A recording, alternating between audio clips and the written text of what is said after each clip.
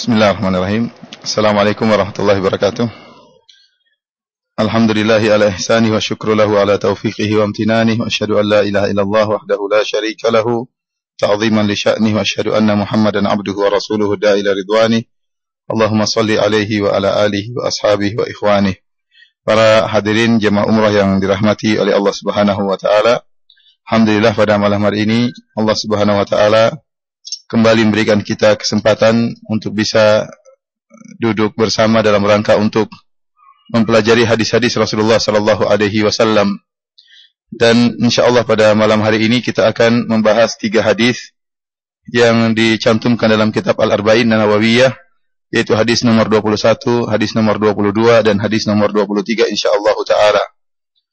Adapun hadis nomor 21 yaitu dari An Sufyan bin Abdullah radhiyallahu taala anhu, dari sahabat Sufyan bin Abdullah radhiyallahu taala anhu, beliau berkata, "Qultu ya Rasulullah, kulli fil Islami qawlan la as'alu anhu ahadan ghairak." Kata Sufyan bin Abdullah, "Wahai Rasulullah, aku katakan kepada Rasulullah, wahai Rasulullah, ajarkanlah kepadaku suatu perkataan yang aku tidak akan bertanya lagi kepada seorang pun selain engkau." Qala, maka Nabi sallallahu alaihi wasallam menjawab, "Qul amantu billah tsumma istaqim." Katakanlah aku beriman kepada Allah dan istiqomahlah. Rawahu Muslim. Hadis ini diriwayatkan oleh Al-Imam Muslim dalam sahihnya.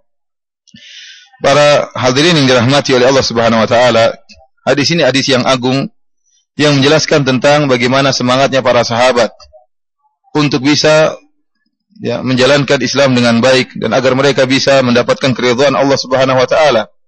Oleh karenanya mereka banyak yang datang kepada Nabi sallallahu alaihi wasallam meminta wasiat dari Nabi sallallahu alaihi wasallam, wasiat yang bisa menyelamatkan mereka dari neraka jahanam dan masukkan mereka ke dalam surga.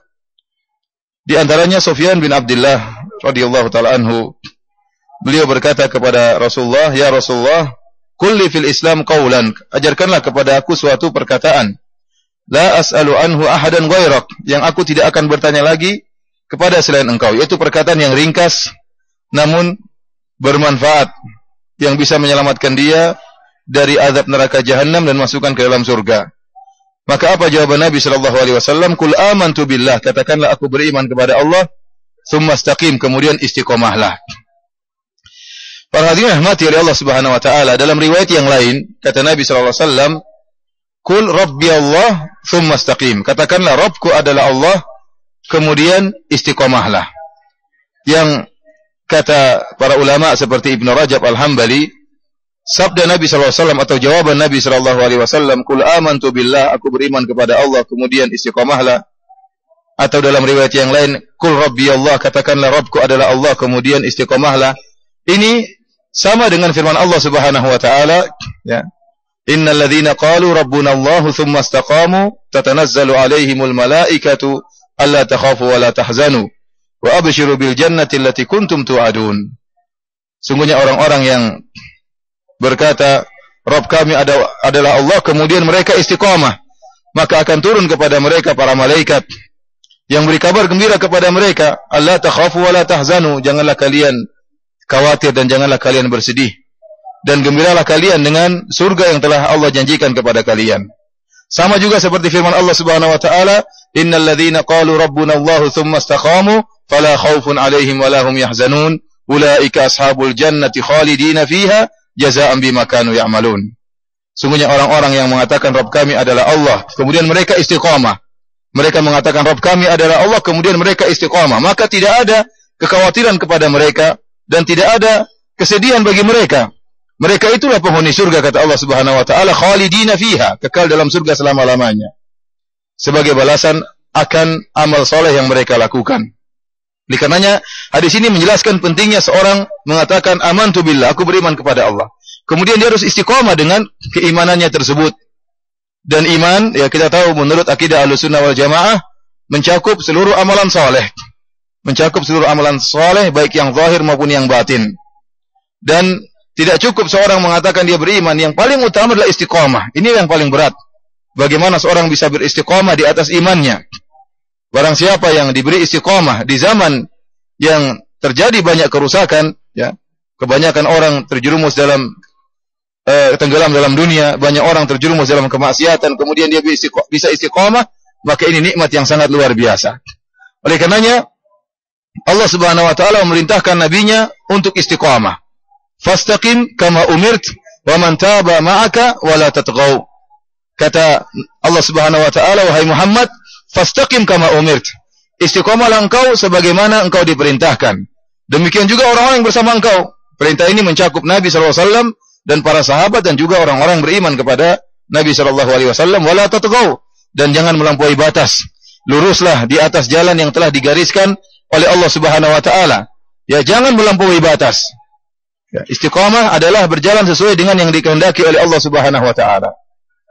Dalam ayat yang lain kata Allah Subhanahu wa taala, "Fastaqimu ilaihi wastaghfiruh." Istiqamahlah kalian kepada Allah Subhanahu wa taala, wastaghfiruh, dan mohonlah ampunan kepada Allah Subhanahu wa taala. Kata para ulama, ayat ini menunjukkan bahwasanya meskipun kita berusaha untuk istiqamah semaksimal mungkin, maka kita enggak akan bisa melaksanakan 100%. Kita enggak akan bisa melaksanakannya 100%. Oleh karenanya Allah gandengkan, fastaqimu ilaihi, istiqomahlah kepada Allah Subhanahu wa taala, wastaghfiruh, dan beristighfarlah kepada Allah Subhanahu wa taala. Karena pasti ada kekurangan, pasti ada kesalahan. Ya, karena istiqomah adalah perkara yang berat. Berjalan sesuai dengan garis yang telah digariskan oleh Allah Subhanahu wa taala. Oleh karenanya Nabi sallallahu alaihi wasallam dalam hadisnya mengatakan, saddidu wa qaribu. Ya, saddidu wa qaribu. Saddidu artinya berusaha seorang berjalan mengenai sadat, yaitu sesuai dengan yang dikehendaki. Inilah makna istiqamah. Wa qaribu, kalau kalian tidak mampu untuk sebagaimana yang dikehendaki oleh Allah dan Rasulnya, wa qaribu, maka dekatilah. Maka dekatilah. Artinya seorang tatkala hendak memanah, maka kalau dia panahan dia tepat mengenai sasaran, maka dikatakan dengan sadat, pas mengenai sasaran, tepat sebagaimana yang dikehendaki. Namun jika dia tidak mampu mengenai sasaran, qaribu, maka berusahalah panah tersebut mendekati titik sasaran, meskipun mungkin agak kanan sedikit, agak melenceng sedikit, tapi dia berusaha untuk mendekati sasaran. Namun ingat, yang pertama adalah berusaha untuk tepat mengenai sasaran. Bukan sejak awal seorang sudah mengatakan, tidak apa-apa menceleng-menceleng sedikit. Bukan begitu maksudnya. Tidak apa-apa miring-miring sedikit. Bukan begitu maksudnya. Ini dijelaskan oleh para ulama. Maksudnya seorang berusaha mencapai ketepatan, tapi toh kalau dia tidak berhasil, dia melenceng sedikit, maka tidak jadi masalah. Dimaafkan oleh Allah Subhanahu wa taala. Karena Allah nilai adalah usaha kita. Allah nilai adalah usaha kita. Adapun keberhasilan di tangan Allah Subhanahu wa taala. Oleh karena seorang berusaha untuk bisa istiqamah dalam kehidupan ini, berusaha untuk menjalankan perintah Allah dengan sebaik-baiknya, sehingga dia akan mendapatkan anugerah dari Allah Subhanahu wa taala berupa husnul khatimah. Sebagaimana tadi ayat yang di awal pengajian kita sebutkan, Allah berfirman, "Innal ladzina qalu rabbuna Allah tsumma istaqamu tatanazzalu 'alaihimul malaikatu alla takhafu wa la tahzanu wa abshiru bil jannati allati kuntum tu'adun." Sungguhnya orang-orang yang mengatakan, Tuhan kami adalah Allah, kemudian mereka istiqamah, maka malaikat akan turun kepada mereka untuk memberi kabar gembira kepada mereka dengan mengatakan, "Allah takhafu wa la tahzanu," jangan kalian khawatir, jangan kalian sedih, wa abshiru, bergembiralah kalian dengan surga yang telah Allah janjikan kepada kalian. Dan ini disebutkan oleh para ulama, di antaranya para malaikat turun tatkala seorang menghadapi sakaratul maut, tatkala dia akan meninggal dunia. Karena istiqamah yang selama ini dia lakukan, maka diberi balasan oleh Allah Subhanahu wa taala, diberi kabar gembira tatkala dia menjelang kematiannya, sehingga mudah bagi dia untuk mengucapkan kata-kata yang indah dengan mengucapkan la ilaha illallah atau istighfar atau kata-kata yang menunjukkan keimanannya. Sebagaimana tadi telah saya ingatkan bahwasanya yang Allah tuntut dari kita adalah istiqamah. Dan banyak orang yang terpedaya tatkala belajar agama, mereka mengharapkan untuk bisa mendapatkan karomah-karomah dari Allah Subhanahu wa taala.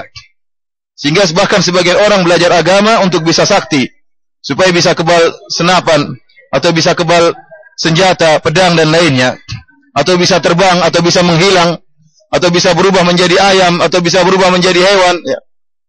Kita katakan bahwasanya karamatul auliya, karomah-karomah para wali ditetapkan oleh Ahlus Sunnah wal Jamaah. Akan tapi karomah-karomah bukanlah suatu yang dituntut. Rasulullah SAW tidak pernah mengajarkan kepada umatnya untuk mencari karomah-karomah supaya sakti, supaya bisa terbang, supaya bisa kebal senjata, tidak. Tapi yang dituntut adalah istiqamah. Nabi diperintahkan untuk istiqamah. Nabi diperintahkan untuk istiqamah.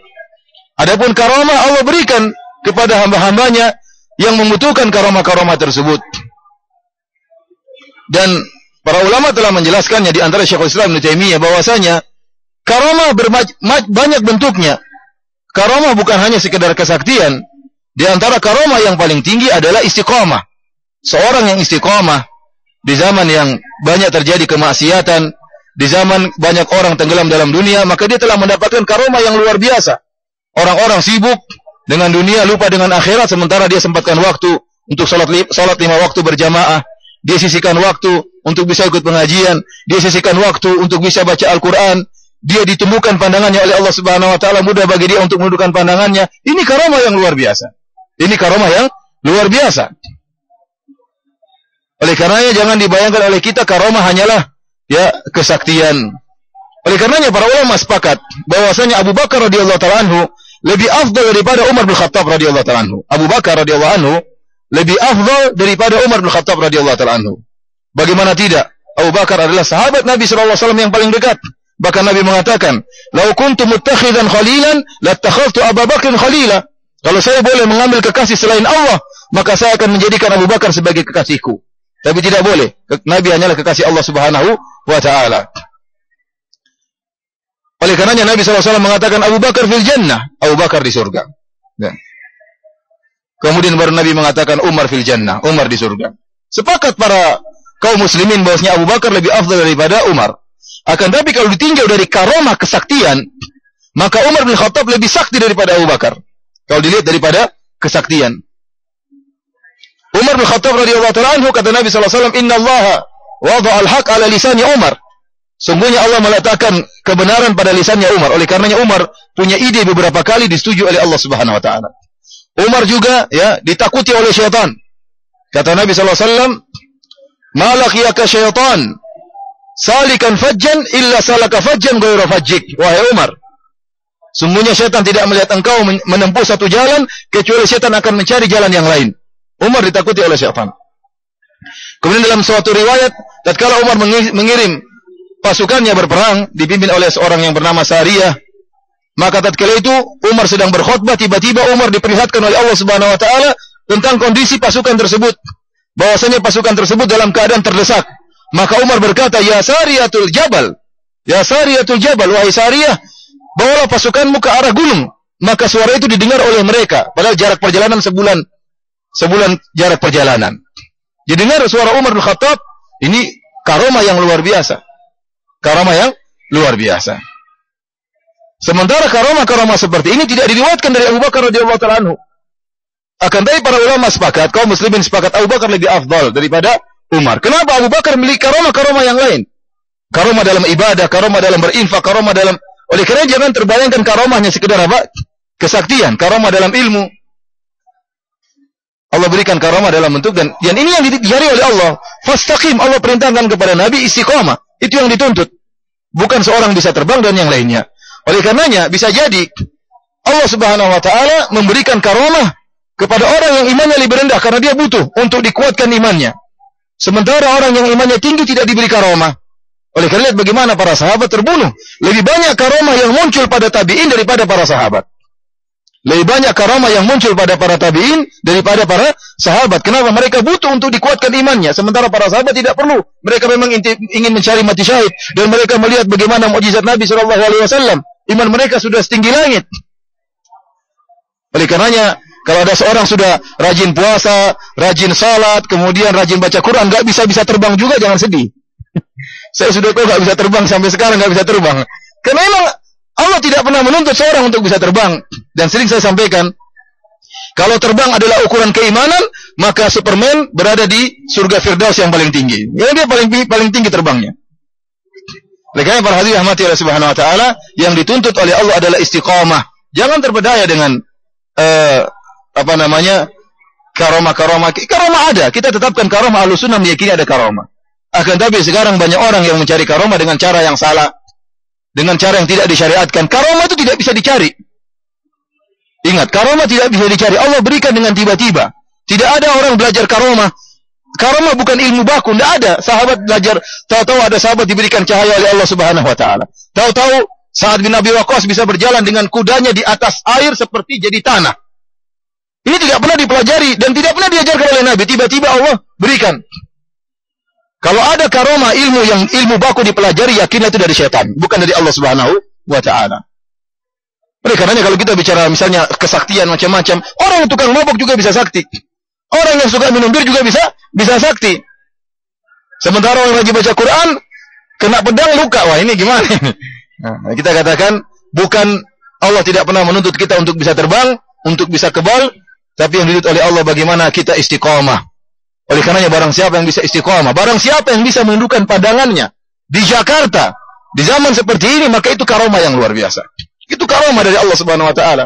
Karomah atau pemuliaan. Allah muliakan kedua matanya sehingga bisa menjaga, tidak melihat hal yang diharamkan oleh Allah Subhanahu wa taala. Bisa salat 5 waktu berjamaah terus, masya Allah, karomah luar biasa. Bisa rutin baca Al-Quran, masya Allah, karomah luar biasa. Apalagi bisa salat malam terus, karomah luar biasa. Karenanya para hadirin rahmatillah Subhanahu wa taala, lihatlah bagaimana wasiat Nabi kepada Sufyan bin Abdullah, "Qul amantu billah, tsumma istaqim." Katakanlah aku beriman kepada Allah, kemudian istiqomahlah. Ini yang paling penting, istiqomah sampai Allah mencabut nyawa kita, bertemu dengan Allah dalam keadaan istiqomah di atas syariat Allah Subhanahu wa taala. Kita lanjutkan hadis berikutnya, hadis ke nomor 22.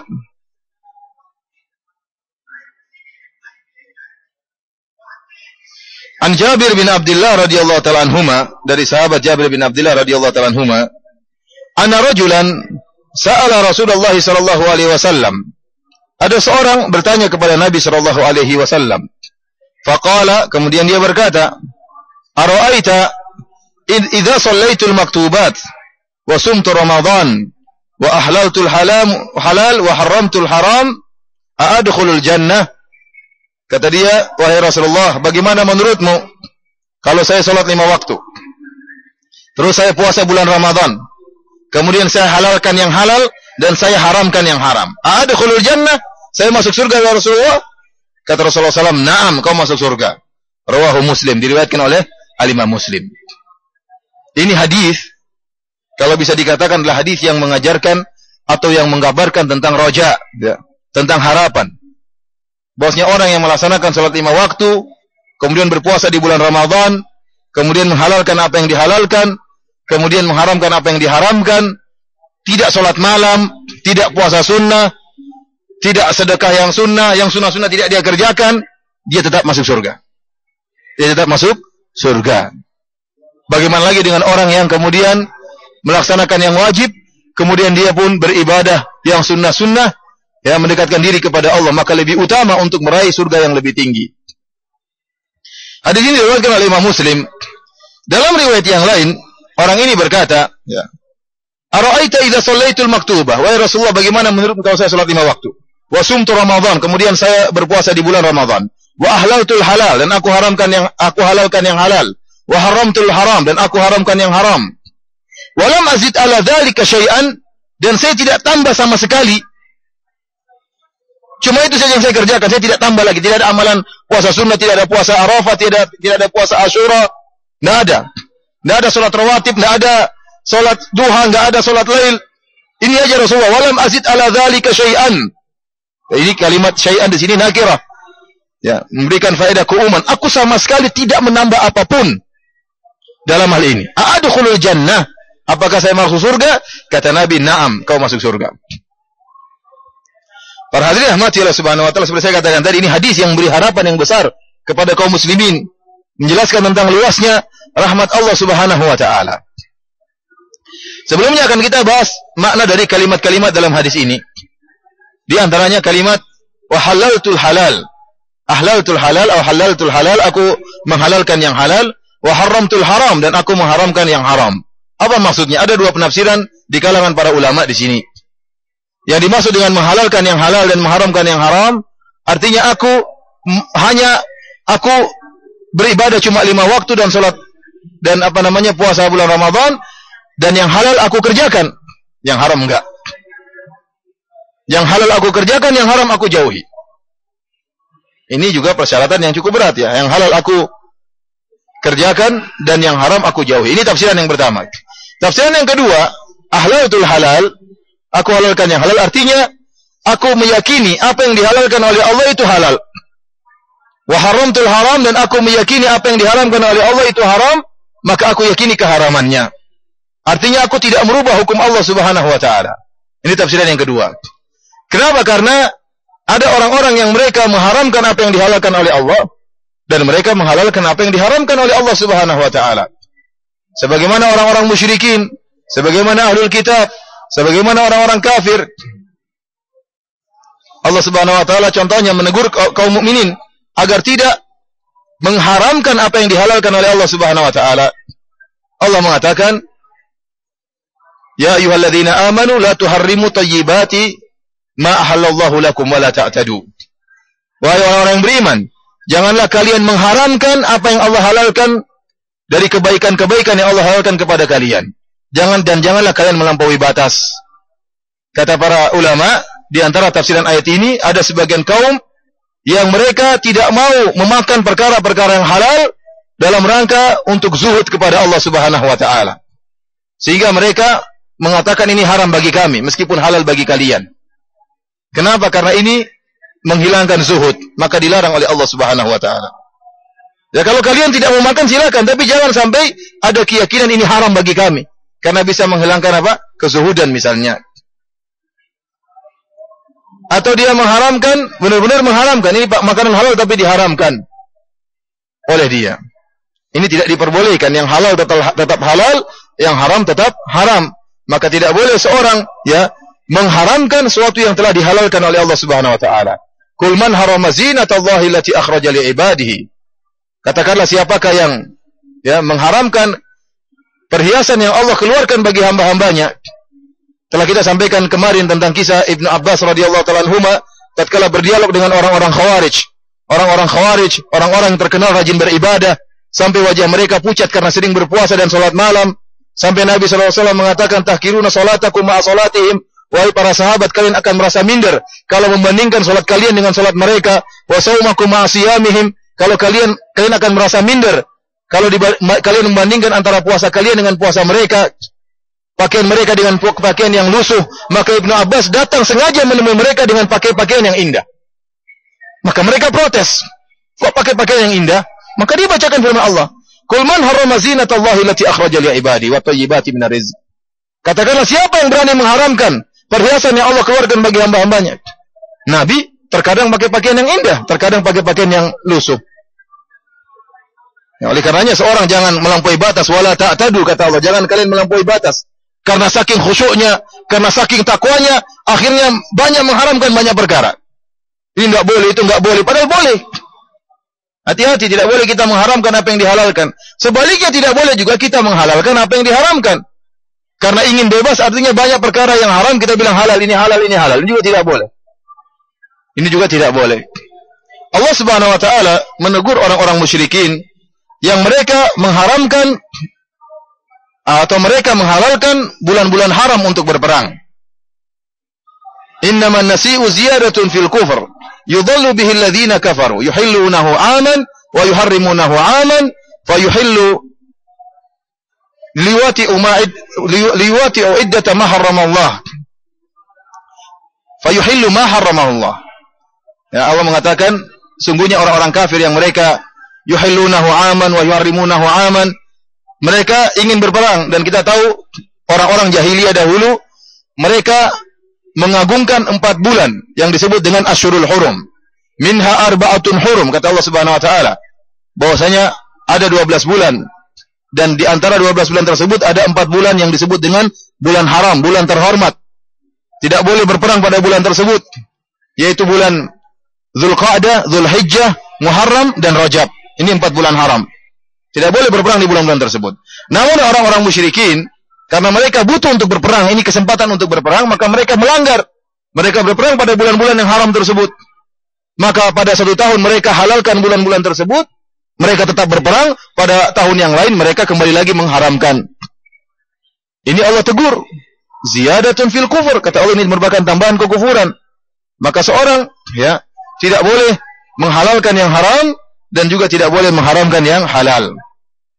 Para hadirin rahmati Allah Subhanahu wa taala, hadis ini ya banyak yang semakna dengan hadis ini. Bahkan kata Al-Imam Ibnu Rajab Al-Hambali rahimahullah, hadis-hadis yang semakna dengan hadis ini bahwasanya hanya salat 5 waktu, hanya puasa bulan Ramadan, hanya melaksanakan yang wajib-wajib saja maka masuk surga. Hadisnya banyak yang semakna seperti ini, bahkan mutawatir. Diriwayatkan Imam Bukhari dan Muslim yang semakna dengan hadis ini. Di antaranya ada seorang Arabian, seorang Arab Badui, jaa ila Rasulullah sallallahu alaihi wasallam sa'ir ar-ra's. Dia datang menemui Nabi sallallahu alaihi wasallam dalam kondisi rambut berdiri, orang Arab Badui.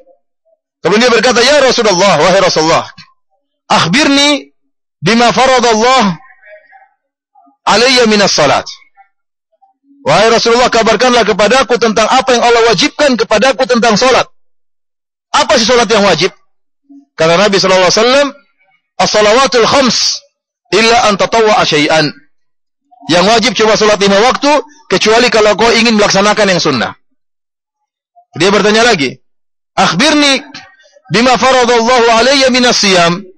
Wahai Rasulullah, kabarkanlah kepadaku apa puasa yang wajib bagiku untuk aku kerjakan. Maka Nabi SAW mengatakan, "Siyamu Ramadan illa an tatawwa'a syai'an." Hanya puasa bulan Ramadan kecuali jika kau ingin melaksanakan yang sunnah. Dia bertanya lagi, "Akhbirni bima faradallahu alayya minaz zakat." Kabarkanlah kepadaku wahai Rasulullah apa yang zakat yang wajib kepadaku. Fa akhbarahu bi syara'il Islam. Maka Nabi jelaskan tentang masalah zakat. Kemudian dia mengatakan, "Ya Rasulullah, saya la atatawwa'u syai'an wa la anqusu mimma faradallahu alayya." Atau kama qala, dia mengatakan, "Ya Rasulullah, saya tidak akan melaksanakan yang sunnah. Enggak mau saya." Ini orang Arab Badui tadi mengatakan demikian. Yang sunnah-sunnah tidak mau saya kerjakan dan yang wajib-wajib pula tidak akan saya kurangi. Kata Nabi SAW, "Aflah in sadaq." Dia beruntung kalau dia benar. Dalam riwayat, dakhalal jannah in sadaq. Kalau dia benar melakukan apa yang dia katakan, masuk surga. Masuk surga. Orang ini, dia mengatakan, "Cukup bagi saya Rasulullah salat 5 waktu, puasa Ramadan, bayar zakat. Yang lainnya enggak mau saya." Dia bilang, "Saya enggak mau puasa sunnah, enggak mau.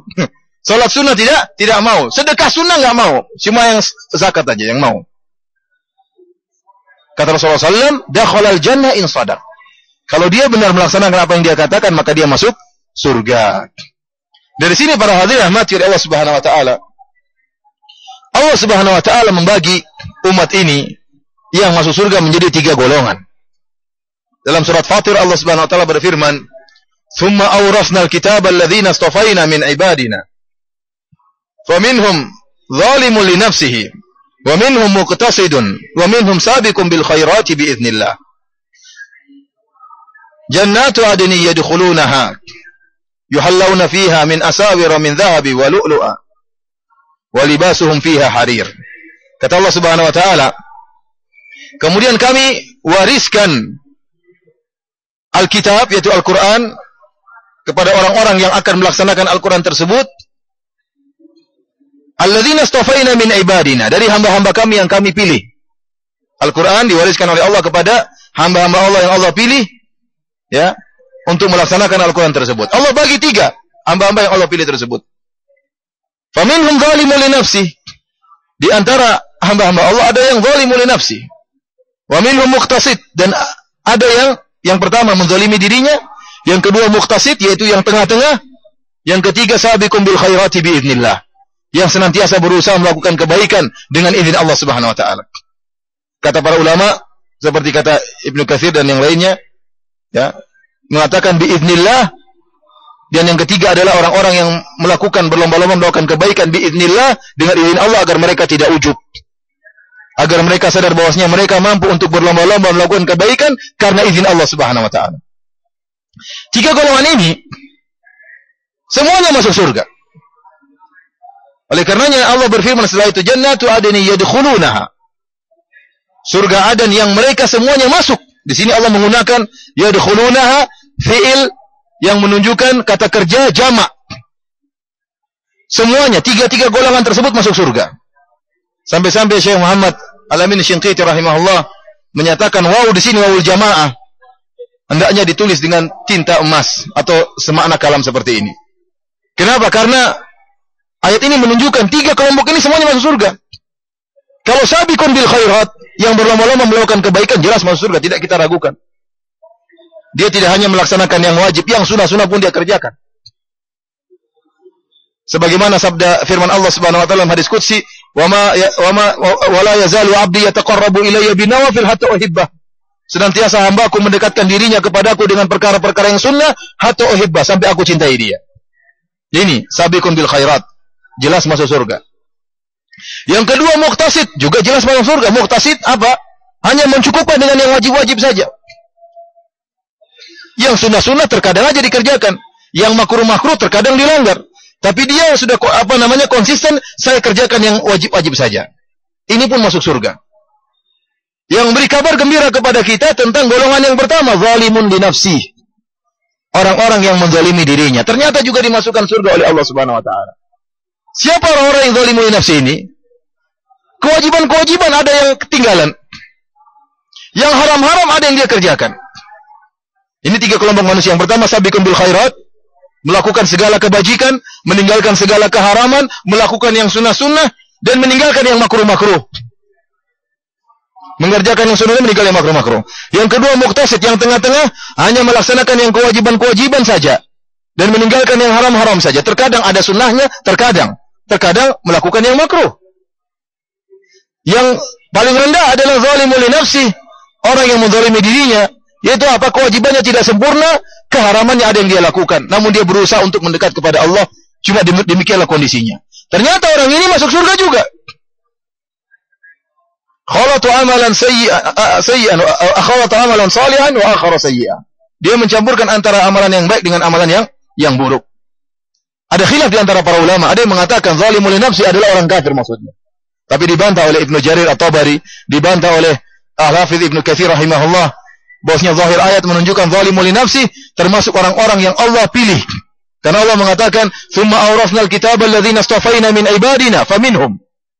Kemudian kami wariskan Alkitab kepada orang-orang yang kami pilih di antara mereka. Ini perincian dari Allah.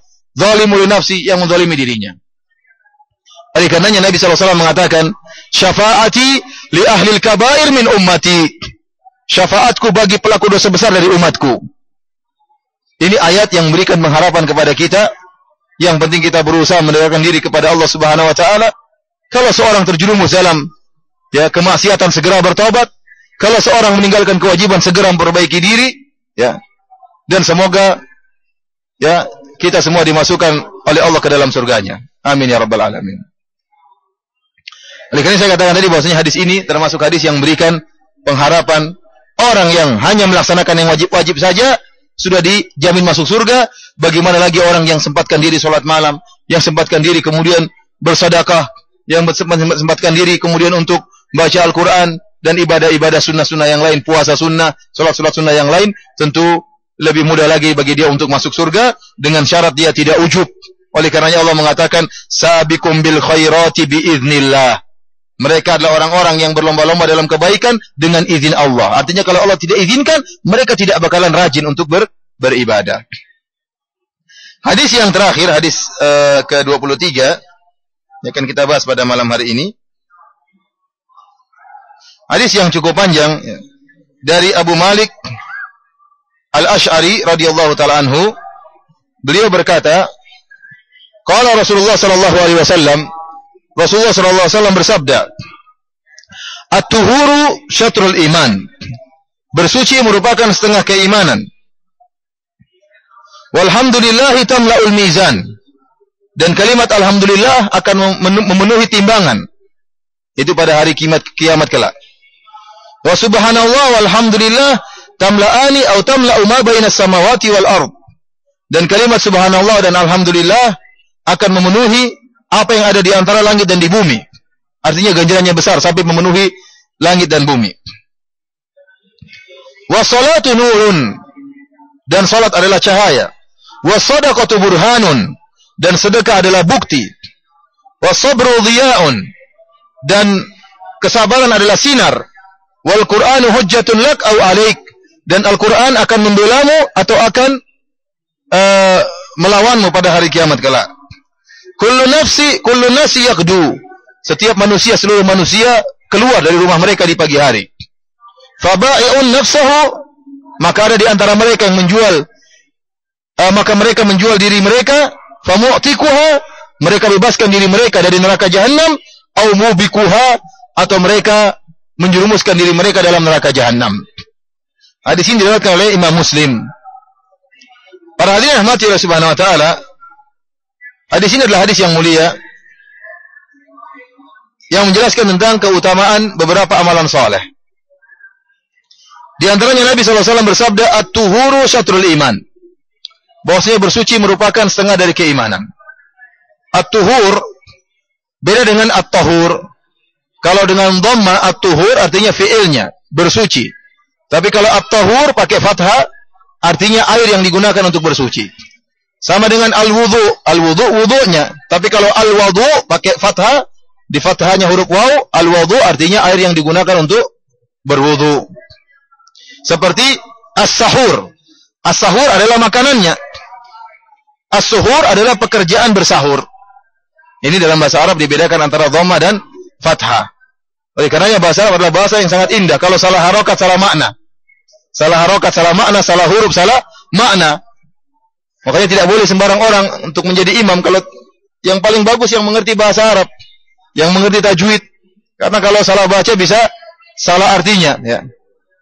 Harusnya si Umar memukul si Bakar, bisa dibalik, Bakar dipukul Umar. Gara-gara salah harokat. Bahasa Arab demikian ya. Kalau fathah maknanya lain, kalau dhamma maknanya lain. Kalau ha berubah jadi ha juga maknanya lain. Saya pernah sampaikan cerita tatkala saya sholat di Jakarta, ada seorang imam yang mungkin karena saking fasihnya, dia baca, wa amma sa'ila fala tanhar. Harusnya pakai ha besar. Adapun orang yang minta, maka jangan kau bentak, fala tanhar. Tetapi dia saking fasihnya, ha besar dijadikan ha kecil. Adapun seorang minta-minta, fala tanhar, artinya jangan kau sembelih. Kan maknanya berubah sekali. Jangan kau bentak berubah jadi jangan kau sembelih. Ya. Ini banyak di tanah air kita karena orang tidak paham bahasa Arab sehingga ha besar jadi ha kecil, hamzah jadi ain jadi hamzah, macam-macam. Harokat berubah, fathah menjadi dhamma jadi fathah jadi kasrah. Ini sering kita dengar dan wajar karena mereka tidak tahu bahasa Arab. Seandainya kalau ngerti bahasa Arab maka berbahaya. Ya. Karena makna bisa sangat berubah. Para hadirin rahmatillah subhanahu wa ta'ala, at-tuhur syatrul iman. At-tuhur, bersuci di sini, ada dua pendapat di kalangan para ulama. Ada yang mengatakan tuhur, bersuci di sini artinya membersihkan diri dari dosa-dosa. Karena keimanan terbagi menjadi dua. Melakukan perintah Allah dan menjauhi larangan Allah subhanahu wa ta'ala. At-tuhur, mensucikan diri artinya meninggalkan kesyirikan, meninggalkan bid'ah-bid'ah, meninggalkan kemaksiatan-kemaksiatan, maka dia telah bersih dia telah mencapai setengah keimanan. Sebagaimana kaum Nabi Lut yang pelaku homoseksual tatkala mencerca Nabi Lut dan keluarganya yang tidak mau melaksanakan praktek homoseksual. Kata mereka, innahum unasun yatatahharun. Mereka adalah orang-orang yang sok suci, kata mereka. Menghina. Alah sok suci aja. Enggak mau homoseksual karena sok suci. Dan itu sampai sekarang demikian, orang kalau menghina orang yang saleh seperti itu. Ya, dia suka ngelihat yang enggak beres, dia bilang itu yang larang-larang sok suci aja itu. Pergi ke masjid sok suci. Enggak mau minum khamr dibilang sok alim. Ini sudah lagu lama dari nenek moyang mereka. Oleh karenanya dikatakan innahum unasu yatatahharun, mereka adalah orang-orang yang bersuci. Ini dalil bahwasanya suci artinya bersih dari bentuk kemaksiatan dan keharaman-keharaman yang diharamkan oleh Allah Subhanahu wa taala. Ini pendapat pertama. Pendapat yang kedua, dan ini yang dipilih oleh Ibnu Rajab Al-Hambali dan juga dikuatkan oleh sebagian para ulama, at-tuhur artinya berwudu. At-tuhur artinya berwudu. Karena dalam hadis yang lain, dalam lafal yang lain, al-wudu. At-tuhur dalam hadis riwayat yang lain diganti dengan lafal al-wudu. Al-wudu syatrul iman. Wudu adalah setengah daripada keimanan. Dalam riwayat yang lain, isbagul wudu syatrul iman. Menyempurnakan wudu adalah setengah dari keimanan. Dan keimanan maksudnya salat. Wa ma kana Allahu liyudhi'a imanakum. Dalam surat Al-Baqarah Allah berfirman, dan Allah tidak akan menyia-nyiakan salat kalian. Kenapa ayat ini turun? Ayat ini turun di kota Madinah. Tatkala Nabi Shallallahu Alaihi Wasallam dan para sahabatnya di kota Mekah, ya, mereka salat menghadap Baitul Maqdis. Tetapi Nabi Shallallahu Alaihi Wasallam tatkala salat, beliau menjadikan Ka'bah, beliau tetap ingin menghadap Ka'bah. Jadi menjadikan Ka'bah antara beliau dan Baitul Maqdis. Jadi menghadap Masjidil Aqsa sekalian menghadap Ka'bah. Dan ini bisa dilakukan di Mekah. Kemudian Rasulullah SAW berhijrah ke kota Madinah, Ka'bah masih, kiblat masih di Baitul Maqdis. Dan Nabi tidak bisa lagi menghadap Ka'bah. Karena posisinya tidak bisa diatur lagi. Baitul Maqdis arahnya ke utara, sementara Ka'bah menghadap ke selatan. Sehingga Nabi harus menghadap ke utara. Dan Nabi senantiasa melihat ke langit. Qad nara taqalluba wajhika fis sama'. Minta agar Allah merubah, namun dalam hati Nabi tidak ungkapkan. Kata Allah, "Falanuwalliyannaka qiblatan tardaha." Kami akan palingkan kiblatmu kepada yang kau kehendaki. Maka selama mereka di Madinah, sekitar belasan bulan, 16 bulan kalau tidak salah, para sahabat selalu sholat menghadap Baitul Maqdis. Menghadap apa? Baitul Maqdis. Kemudian turun ayat menyuruh untuk menghadap ke Ka'bah. Sementara sebagian sahabat banyak yang sudah meninggal sebelum turun ayat perpindahan Ka'bah. Sehingga timbullah desas-desus orang-orang dari kaum musyrikin, orang-orang munafik, menjadikan kesempatan hal ini untuk mencela Islam. Di antara desas-desus mengatakan, bagaimana sih orang-orang yang dahulu sholat menghadap Baitul Maqdis? Kalau begitu, salah dong mereka waktu itu. Dan ini ditanyakan oleh para sahabat, Rasulullah, bagaimana dengan sahabat-sahabat kami yang tidak sempat menghadap Ka'bah? Mereka dahulu sholat menghadap Baitul Maqdis, menghadap ke utara, enggak menghadap ke selatan. Maka Allah menurunkan firman-Nya, "Wa ma kana Allahu liyudhi'a imanakum." Allah tidak akan menyia-nyiakan iman mereka, maksudnya sholat mereka. Sholat mereka yang dahulu menghadap Baitul Maqdis tetap bernilai di sisi Allah Subhanahu wa taala. Dari sini para ulama menyatakan bahwasanya iman terkadang diitlaqkan, diucapkan atau disebutkan maksudnya adalah salat. Seperti dalam hadis ini, sebagaimana dalam ayat tadi, "Wa ma kana Allahu liyudhi'a imanakum." Allah tidak akan menyia-nyiakan salat kalian, iman kalian, maksudnya Allah tidak menyia-nyiakan salat kalian. Sebagaimana dalam firman surat ayat hadis ini kata Nabi sallallahu alaihi wasallam, "At-tuhuru syatrul iman." Wudu merupakan sebagian dari atau setengah daripada keimanan, itu setengah daripada salat. Karena jelas bahwasanya seorang yang salat ya tidak sah kecuali di atas wudu. Di atas wudu. La yaqbalullahu salata ahadikum idza ahdatha hatta yatawadda. Allah tidak akan menerima salat salah seorang kalian jika dia berhadas sampai dia berwudu. Ini dalil menjelaskan tentang keutamaan wudu. Tentang keutamaan wudu. Dalam riwayat tadi kita sebutkan isbagul wudu, menyempurnakan wudu. Dan di antara amalan yang sangat mulia, isbagul wudu alal makarih. Berwudu tatkala dalam kondisi yang tidak disukai. Contohnya tatkala musim dingin. Seorang berusaha menyempurnakan wudu sebagaimana wudunya Nabi sallallahu alaihi wasallam. Karena seorang kalau berwudu dengan tata cara wudu Nabi, kemudian dia sholat dengan khusyuk, maka akan diampuni dosa-dosa sebelumnya. Sebagaimana hadis Utsman radhiyallahu taala anhu, dia mengatakan, "Aku melihat Rasulullah sallallahu alaihi wasallam tawadda bimithli wudu'i hadza." Rasulullah SAW berwudu dengan tata cara wuduku ini. Tsumma qala, kemudian Nabi sallallahu alaihi wasallam bersabda, "Man tawadda'a nahwa wudu'i hadza." Barang siapa yang berwudu sebagaimana tata cara wuduku, sesuai sunnah Nabi.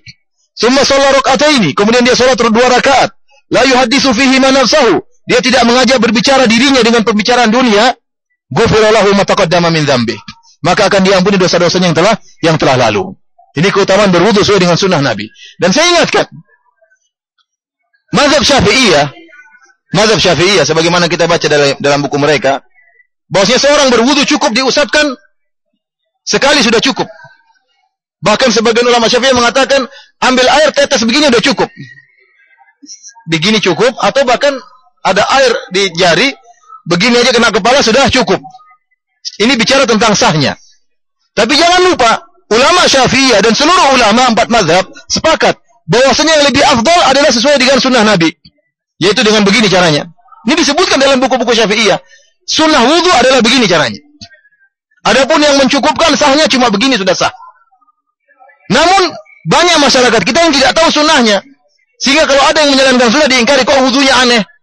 Padahal dalam buku Syafi'iyah disebutkan, ini sunnahnya seperti ini. Cuma mereka menjelaskan tentang yang wajibnya, yang sahnya bagaimana, begini-begini sudah cukup. Ini sahnya. Namun mereka sepakat 4 mazhab bahwasanya sunnahnya sebagaimana dalam hadis Utsman bin Affan radhiyallahu ta'ala anhu, bahkan dalam buku-buku Syafi'iyah. Sunnahnya adalah dengan begini. Karena orang tidak mengenal sunnah, mereka mengatakan, wah, ini aneh wudunya, kok ditarik begini, tarik belakang lagi ya. Padahal demikianlah sunnahnya. Oleh karena kita berusaha wudu sesuai dengan wudu Nabi. Isbaghil wudu, sempurnakan wudu sesuai dengan sunnah Nabi SAW. Karena pahalanya besar. Ya, berusaha 3 kali, kemudian berusaha sesuai dengan sunnah, masukkan hidung di di hidung, dihembuskan. Ini sunnah disepakati oleh para ulama. Mereka hanya khilaf ini wajib atau tidak. Mazhab Syafi'i tidak wajib, maka cukup di luar saja, tidak perlu dimasukkan. Tapi mereka sepakat ini hukumnya sunnah. Kalau masukkan air kemudian dihirupkan kemudian dikeluarkan, ini sunnah. Seorang berusaha berwudu dengan tata cara wudu Nabi Shallallahu Alaihi Wasallam. Dan sebagian sahabat-sahabat kita yang sekolah di Universitas Islam Madinah, yang berasal dari daerah-daerah dingin seperti Rusia, mereka bercerita bagaimana beratnya mereka berwudu. Tatkala salah seorang di antara mereka mandi tiba-tiba junub di musim dingin. Dan mereka mampu untuk menyalakan api, maka mereka harus keluar sebelum subuh, sejam sebelumnya untuk mencari kayu, kemudian untuk masakkan air, baru mereka mandi junub. Baru mereka bisa mandi junub. Namun pahala dari Allah Subhanahu wa Ta'ala. Alhamdulillah kita mudah, air terbuang-buang di tanah air kita ya. Air terbuang-buang di tanah air kita. Tinggal kita berwudu, tinggal sempurnakan wudu, kemudian kita sholat sesuai dengan diajarkan oleh Nabi Shallallahu Alaihi Wasallam. Kata Nabi Shallallahu Alaihi Wasallam, at-tuhuru syatrul iman. Kemudian kata Nabi Shallallahu Alaihi Wasallam, walhamdulillah tamla'ul mizan. Dan kalimat ucapan zikir orang alhamdulillah ini berat di sisi Allah Subhanahu Wa Taala. Wa subhanallah walhamdulillah tamla'ul mizan atau tamla'ani ma baina samawati wal ard.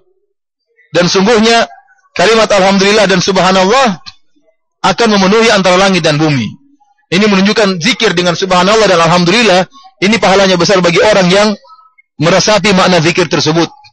Tidak sama antara orang yang sedang mengucapkan dengan orang yang meresapi, tidak sama. Tidak sama sebagaimana tidak sama orang yang sholat hanya sekedar gerakan dengan orang yang khusyuk. Antara langit dan bumi bedanya.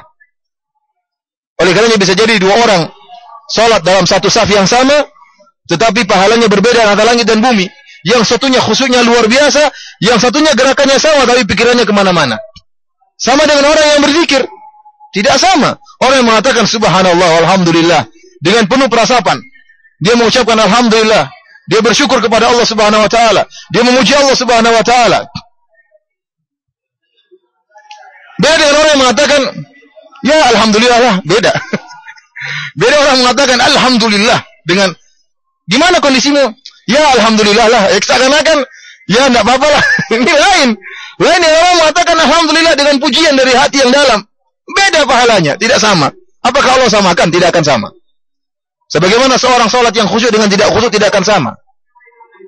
Oleh karena seorang berusaha mengenal apa makna subhanallah dan alhamdulillah.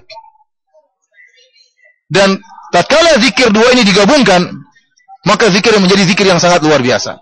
Subhanallah walhamdulillah. Kenapa subhanallah? Artinya maha suci Allah. Subhanahu wa ta'ala amma yusyrikun. Maha suci Allah dari apa yang mereka syirikan. Tatkala orang mengucapkan alhamdulillah, dia membersihkan Allah dari segala sifat-sifat yang buruk. Seperti sifat-sifat yang ditetapkan oleh orang-orang kafir, yang menyatakan Allah punya anak, yang menyatakan Allah capek tatkala menciptakan langit dan bumi pada hari ke-7 istirahat, yang menyatakan Allah menangis, yang menyatakan Allah menyesal dalam kitab Injil mereka, dalam perjanjian lama mereka. Kita bersihkan Allah dari sifat-sifat yang kurang seperti ini. Dan alhamdulillah adalah kebalikannya, memuji Allah dengan pujian-pujian, dengan sifat-sifat yang indah. Oleh karena barang siapa yang menggabungkan subhanallah alhamdulillah tamla'ani ma baina samawati wal ard, maka akan memenuhi antara langit dan bumi. Berat di timbangannya di akhirat kelak. Dan ini dalil bahwasanya, dan sering saya sampaikan bahwasanya amalan soleh akan ditimbang pada hari kiamat kelak. Bagaimana cara menimbangnya? Urusan Allah Subhanahu wa taala. Jangan seperti kita berpemahaman Mu'tazilah yang mengatakan tidak ada timbangan pada hari kiamat. Tidak ada. Karena bagaimana mau ditimbang sementara amalan soleh suatu yang abstrak, bukan suatu yang konkret, tidak ada bendanya. Alhamdulillah mana bendanya? Tidak ada.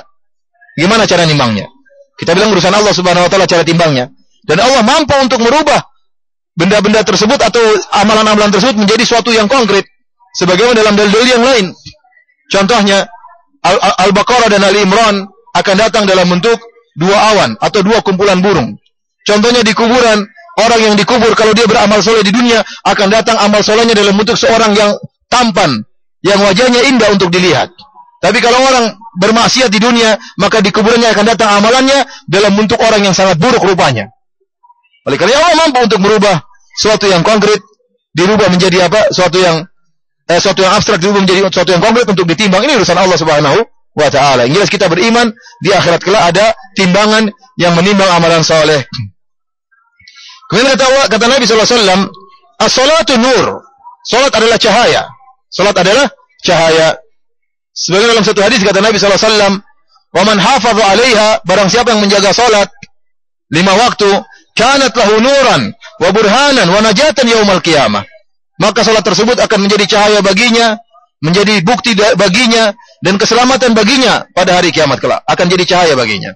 Wa man lam yuhafiz 'alaiha, dan barang siapa yang tidak menjaga salat 5 waktu, falaisa lahu nur, maka tidak ada cahaya baginya. Wala burhan wala najat, tidak ada bukti dan tidak ada keselamatan. Wa husyira yaumal qiyamati ma'a Qarun wa Haman wa Ubay bin Khalaf. Dan dia di akhirat kelak akan dikumpulkan bersama Fir'aun, wa Haman wa Qarun, dan Haman dan si Qarun dan Ubay bin Khalaf. Orang yang meninggalkan salat.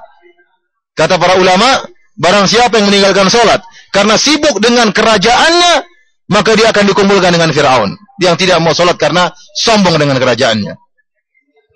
Barang siapa yang meninggalkan salat karena sibuk dengan jabatannya, maka dia akan dikumpulkan dengan Haman, panglimanya Fir'aun. Sibuk dengan jabatannya, tidak mau salat. Barang siapa yang meninggalkan salat, ya, karena sibuk dengan hartanya, cari harta setengah mati, belum lagi hitung-hitungnya, belum cari penjaganya, sehingga lalai dari salat, maka dikumpulkan bersama Qarun. Dan barang siapa yang sibuk tidak salat karena perdagangannya, ya, karena harus safar ke sana, safar ke sini, berdagang, lupa salat, maka akan dikumpulkan dengan Ubay bin Khalaf, pedagang besar dari Quraisy. Jadi kata Nabi SAW, barang siapa yang jaga salat, kanat lahu nuran, maka salat tersebut akan menjadi cahaya. Kemudian kata Nabi SAW, wa sadaqatu burhan, dan sedekah adalah bukti. Dan ini lafal yang indah dari Nabi SAW. As-sadaqatu burhan, sedekah adalah bukti. Orang kalau dia beriman kepada hari akhirat, beriman dengan janji-janji Allah Subhanahu wa taala, maka dia tidak akan pelit untuk bersedekah. Allah mengatakan, wa may yuqashuha nafsihi fa ulaika humul muflihun. Barang siapa yang dijaga dari rasa pelit, rasa kikir dirinya, maka dia telah menjadi orang-orang yang beruntung. Kenapa? Karena harta itu indah. Harta itu nikmat, harta itu manis. Apalagi harta tersebut diperoleh dengan susah payah. Kemudian datang peminta-minta, ada proposal untuk bikin masjid, enak saja, saya setengah mati cari, kamu tinggal minta. Enak saja kamu kerja sana kalau mau dapat duit. Harta manis, apalagi diraih dengan susah payah, lebih manis lagi harta tersebut. Lebih berat untuk kita keluarkan. Oleh karena Nabi SAW hadis riwayat Nasa'i, kata Nabi SAW, wala yajtami fi qalbi 'abdin wala yajtami asyuh wal iman fi qalbi 'abdin abada. Tidak akan berkumpul rasa pelit dan keimanan dalam hati seorang hamba selamanya, enggak mungkin. Kalau orang itu merasa beriman kepada Allah, beriman kepada janji Allah, dia pasti mudah bagi dia untuk bersedekah. Makanya Nabi mengatakan as-sadaqatu burhan, sedekah itu bukti keimanan. Bukti keimanan. Kalau enggak percaya dengan janji Allah, mana mau sedekah? Karena dia beriman dengan dunia, beriman dengan kenikmatan di hadapan mata. Ini harta nikmat, ngapain saya kasih orang? Tapi kalau dia yakin ada kenikmatan di balik kenikmatan dunia dengan menyumbang, maka dia akan mudah bagi dia untuk menyumbang. Kemudian kata Nabi SAW, wa sabru dhiya'un, dan kesabaran adalah sinar. Huwallazi ja'ala syamsa dhiya'an wal qamara nuran. Kata Allah Subhanahu wa taala, dia Allah yang telah menjadikan matahari bersinar dan rembulan bercahaya. Di sini Allah membedakan antara dhiya dan nur, antara sinar dengan cahaya. Kalau sinar disertai dengan rasa panas. Oleh karena Allah mengatakan, kenapa sabar disebut dengan dhiya, tidak dikatakan dengan nur, dikatakan dengan sinar bukan cahaya, karena sabar itu panas, butuh kesabaran. Tidak mudah. Sabar tatkala menjalankan perintah Allah, melawan rasa ngantuk untuk sholat subuh, ini tidak mudah. Apalagi tadi malam begadang, ya, kecapean untuk bisa sholat subuh berjamaah, tidak mudah. butuh perjuangan, kesabaran untuk meninggalkan diri dari kemaksiatan, ya, melawan hawa nafsu juga tidak mudah. Seorang di dunia ini ingin memuaskan hasratnya, hawa nafsunya, ingin mencicipi apa yang dia sukai, yang enak-enak sangat banyak, namun diharamkan oleh Allah Subhanahu wa taala. Oleh karenanya untuk mengekang jiwa supaya tidak melakukan yang haram ini juga bukan perkara yang mudah. Kemudian lebih sulit lagi adalah sabar atas takdir-takdir Allah seperti musibah-musibah yang mengenai seorang. Ini oleh karenanya Nabi SAW menamakan kesabaran dengan dhiya, sinar, yaitu sinar namun disertai dengan panas. Seorang harus bersabar melawan panas tersebut. Kemudian Nabi mengatakan wal Qur'anu hujjatun lak aw alaik. Al-Quran akan membelamu atau akan melawanmu di hari kiamat kelak. Para ulama menyatakan tidak ada kemungkinan ketiga. Tidak ada kemungkinan orang tidak boleh mengatakan saya baca Quran hanya sebagai wawasan, tidak mungkin. Dia hanya terkena dengan dua kemungkinan. Al-Quran bela dia atau akan menyerang dia. Orang baca Quran harus diamalkan. Kalau tidak diamalkan maka jadi bumerang bagi dia di akhirat kelak. Tidak ada kemungkinan ketiga. Ya saya cuma baca-baca aja. Hanya ingin tahu saja tambah wawasan, tidak ada. Dalam kamus Nabi tidak ada. Hujjatun lak aw alaik, membela atau menyerang engkau di hari kiamat kelak. Wa nunazzilu minal Qur'ani ma huwa shifaa'un wa rahmatul lil mu'minin wa la yazididz zalimina illa khasara. Para ulama berdalil dengan ayat ini. Kami turunkan Al-Qur'an yang menjadi obat dan rahmat bagi kaum mukminin dan tidak menambahkan orang-orang yang zalim kecuali kerugian. Al-Quran keberuntungan bagi orang yang bertakwa dan kerugian bagi orang-orang yang tidak bertakwa. Oleh karena seorang tatkala belajar ilmu atau belajar Al-Quran dengan niat untuk diamalkan. Kemudian kata Nabi SAW, kullun nasi yaqdu, semua orang berjalan keluar dari rumahnya, fabai'un nafsahu, dan mereka akan menjual diri mereka, famu'tikuha au mubikuha. Apakah mereka akan ada yang membebaskan dirinya dan ada yang menjerumuskan dirinya. Seorang keluar dari rumahnya cuma ada dua model. Yang mencari rahmat Allah atau sekedar mencari dunia, mengikuti hawa nafsu, mencari ya perhatian syaitan, menjadi pengikut iblis atau menjadi pengikut Allah Subhanahu wa taala. Yang menjadi pengikut Allah Subhanahu wa taala, maka dia akan membebaskan dirinya dari neraka jahanam. Adapun yang menjadi pengikut iblis, melakukan apa yang dia sukai, maka akan menjerumuskan dirinya dalam neraka jahanam berkumpul dengan tuannya yaitu iblis, laknatullah alaih. Demikianlah para hadirin rahmati Allah Subhanahu wa taala. Kajian kita pada kesempatan kali ini, insyaallah kita lanjutkan besok pada hadis ke-24 dan seterusnya. Kalau ada yang bertanya saya persilakan. Allah taala alam bisawab.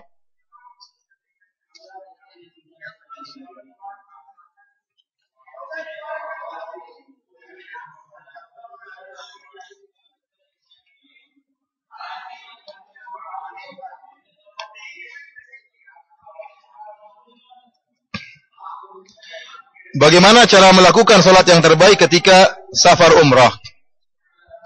Seorang tatkala bersafar, hukum asalnya seorang tatkala safar yang terbaik adalah dia tidak menjamak. Dia qashar namun dia tidak menjamak. Jadi disunahkan bagi orang yang sedang musafir dia qashar dan tidak menjamak. Dia dibolehkan jamak, ya. Tapi dia boleh jamak ya, dia boleh jamak. Namun yang terbaik adalah tidak dijamak, cuma di qashar. Kapan dikatakan yang terbaik jamak? Tatkala dia membutuhkan jamak tersebut. Misalnya safarnya sulit atau bisnya kemungkinan tidak berhenti, maka dia jamak. Tapi kalau dia tahu kebiasaan bis ini, terutama di Arab Saudi bisa diperkirakan. Kalau di Indonesia susah, mending dijamak. Karena supirnya belum tentu sholat, nggak berhenti. Kalau di sini, alhamdulillah ada asar berhenti, ada waktu untuk sholat.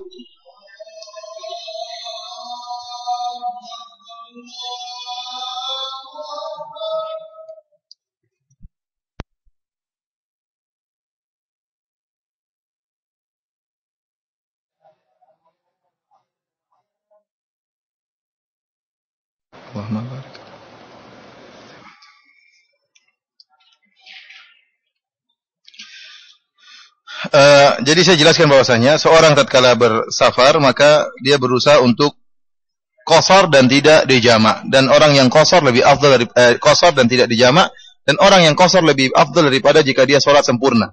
Yang 2 rakaat lebih afdal daripada yang 4 rakaat, karena Nabi SAW tatkala safar beliau salatnya di qashar. Dan beliau tidak jamak kecuali kalau perlu. Contohnya seperti tatkala hajian, Nabi SAW selalu qashar tanpa jamak. di Mina Rasulullah SAW berhari-hari qasar tanpa jamak. Namun tatkala di padang Arafah beliau jamak antara zuhur dengan asar. Tatkala di Muzdalifah beliau jamak antara maghrib dengan isya. Selainnya beliau tidak jamak, cuma di qasar. Adapun para jamaah yang sampai di Masjid Nabawi, tatkala mereka salat di belakang imam yang sempurna, maka dia salat sempurna. Jangan dia salat 2 rakaat sendiri. Tetap dia salat 4 rakaat bersama imam, ya. Karena demikianlah sunnahnya seorang yang musafir tatkala salat di belakang orang yang sempurna, maka dia salatnya sempurna. Pertanyaan, apa yang didahulukan, sedekah atau membayar hutang? Ya. Seorang membayar hutangnya sebelum dia bersedekah. Kecuali kalau orang yang menghutangkan ya mengasih target, boleh engkau bayar misalnya tahun depan. Dan menurut target dia tahun depan dia bisa bayar. Maka jika dia ada uang sekarang dia boleh sedekah. Namun kalau sudah jatuh tempo, kemudian dia sedekah tidak bayar hutang, maka ini salah. Ini tidak pada tempatnya. Ya, ini tidak pada tempatnya. Oleh karenanya seorang mendahulukan yang wajib baru yang sunnah. Sedekah hukumnya sunnah, membayar hutang hukumnya apa? Wajib. Maka jangan sampai wajib ditinggalkan gara-gara menjalankan yang sunnah. Kecuali tadi saya katakan hutang dia memang ditargetkan. Yang pemberi hutang tidak jadi masalah. Kamu bayar tahun depan, jatuh temponya masih lama. Dan menurut perkiraan dia bisa lunasi pada waktunya, maka dia bisa sedekah sebelum itu nggak jadi masalah. Selama dia yakin dia bisa menutup utangnya pada waktunya. Ada pertanyaan, ya. Pertanyaan yang bagus, namun saya belum bisa jawab. Pertanyaannya begini: bagaimana hukumnya sholat di masjid yang dahulunya adalah gereja? Karena saya membaca hadis, hal kana fiha wathanun min awthanil jahiliyati yu'bad. Ya, hal kana fiha aidun min a'yadihim. Ini insyaallah kalau yang tanya adalah mahasiswa, insyaallah besok saya carikan jawabannya. Ya, ada jawaban di kepala saya namun tidak pasti. Insyaallah mudah-mudahan besok saya carikan fatwa ulama tentang hal ini. Karena ini memang dibutuhkan terutama di daerah-daerah orang-orang yang tinggal di luar negeri, seperti teman-teman kita yang di Amerika. Ya, mereka tidak bisa bangun masjid, mereka beli gereja karena gereja sudah tidak dipakai, orangnya sudah malas ibadah. Sudah seminggu sekali ibadahnya, kemudian malas, akhirnya mereka jual. Dan mahal dijual. Anak pernah teman ada yang membeli gereja, harganya $3 juta. Nah, saya lupa di tempat mana, New York atau di mana. Saya pernah ketemu dengan teman saya Amerika. Gereja tersebut dijual dengan harga $3 juta. Ngumpulkan uang setengah mampus untuk bisa membeli gereja tersebut. Namun mereka berjuang untuk bisa beribadah, ya. Kita alhamdulillah, ya, itu lihat orang-orang yang tinggal di negara-negara seperti itu, sulit bagi mereka untuk beribadah dan mereka harus berjuang untuk bisa beribadah. Kita alhamdulillah masjid terlalu banyak di tanah air kita, cuma kosong semua, ini masalahnya itu. Kosong, bahkan saya sedih lihat masjid. Sini depannya juga masjid. Masjid ini punya cuma beda jalan aja, cuma nyebrang sudah ada masjid baru, sama-sama bagus, sama-sama besar. Ngapain bangun masjid? Cuma karena sana RT-nya beda, ini RT-nya beda, jadi masjidnya beda-beda. Ya buat apa seperti ini? Apa faedahnya? Ya. Bikin masjid dekat-dekatan kemudian kosong-kosongan. Dekat-dekatan kemudian apa? Kosong-kosongan. Enggak benar seperti itu, ya.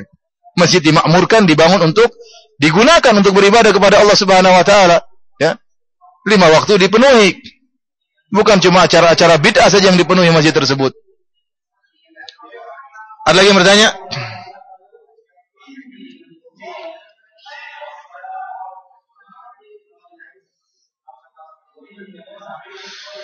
Mohon pencerahan zina mata yang tidak menimbulkan syahwat. Zina mata tidak menimbulkan syahwat, ya. Lihat kambing perempuan, ya, itu tidak. Kalau lihat wanita yang namanya laki-laki, itu manusiawi. Jika lihat wanita cantik pasti apa? Pasti syahwat. Tapi bagaimana kalau lihat wanita tersebut biasa-biasa saja atau sudah tua, ya, tidak menimbulkan syahwat, bagaimana hukumnya? Ayat yang datang dalam hal ini umum, ya.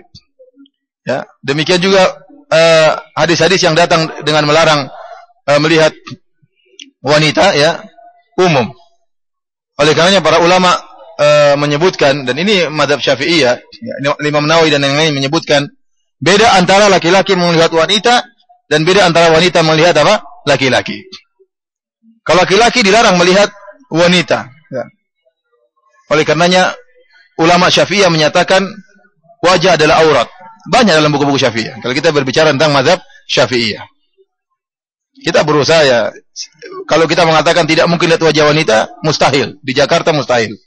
Tapi kita katakan kita akui kita salah dan kita berusaha menundukkan pandangan. Tapi kalau wanita melihat lelaki, maka mereka perinci. Kalau tidak ada syahwat, maka boleh melihat apa? Lelaki. Tapi kalau tidak ada syahwat maka tidak boleh. Kalau laki-laki tanpa ada perincian. Laki-laki tanpa ada perincian. Maka Nabi SAW mengatakan kepada Ali bin Abi Thalib, lakal ula wa laisat lakal thaniyah. Bagi engkau boleh melihat pandangan pertama, yang kedua dan yang ketiga tidak boleh. Ya, tatkala Fadl bin Abbas melihat seorang wanita, maka Nabi memalingkan wajahnya. Nabi tidak tanya, kamu terangsang atau tidak? Tidak. Nabi langsung apa? Memalingkan wajahnya, diputar oleh Nabi SAW. Ya. Oleh karenanya saya katakan tadi untuk laki-laki, yaghuddu min absarihim, hendaknya dia menundukkan pandangannya, tidak melihat wanita-wanita yang bukan mahramnya kecuali kalau ada keperluan. Barang siapa yang memang harus melihat, ya dia banyak-banyak istighfar aja. Jangan apalagi yang dia lihat adalah wanita yang benar-benar menarik ya. Namun dia merasa tidak ada hasratnya.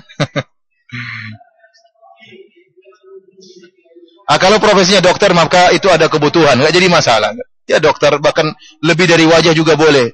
Tapi hendaknya kalau bisa wanita tersebut datang dengan mahramnya. Ya, disarankan kalau ada wanita-wanita datang berobat, bilang sama dia, lain kali Bu, tolong bawa suaminya atau bawa anaknya.